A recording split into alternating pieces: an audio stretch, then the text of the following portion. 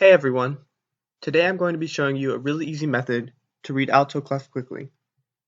Initially I planned on going over some history of the Alto Clef, but I'll save that for another video. Because I'm only going over a quick method, this is going to be a very short video. Anyway, let's get started. There are many methods to reading new clefs. Here are a few methods for reading Alto Clef. The first method is a count down or up from middle C to the pitch. The problem with this method is that it takes a really long time, especially if you're doing something like transcribing an entire song.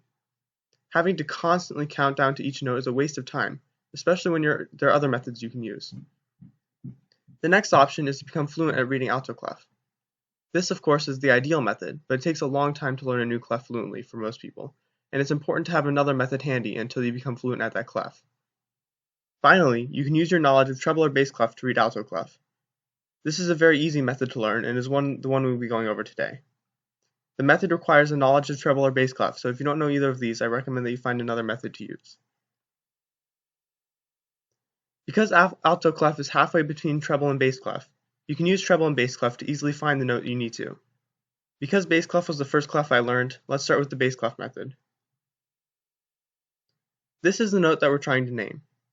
Obviously you know that this is in middle C, but for illustration purposes, let's pretend we don't know.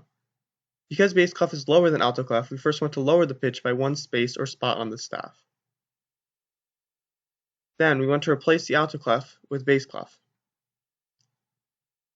Now we know that the note is a C. To find the octave, we again need to remember the bass clef is lower than alto clef, so the pitch is an octave higher than the bass clef pitch we found. Let's try it with treble clef. This is the note that we're trying to name.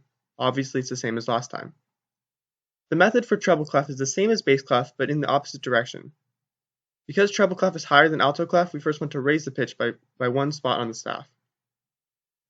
Then we want to replace the alto clef with the treble clef. Now we know that the note is a C. To find the octave, we again need to remember that the treble clef is higher than the alto clef, so the pitch is an octave lower than the treble clef pitch we found. Thank you for watching this video. For more music tips and help, please subscribe to my channel. If you have any questions about music theory or music in general, leave a comment and I'll try to respond to it. This is my first video and I plan to make many more. If you would like to join me on this journey, feel free to subscribe. Bye.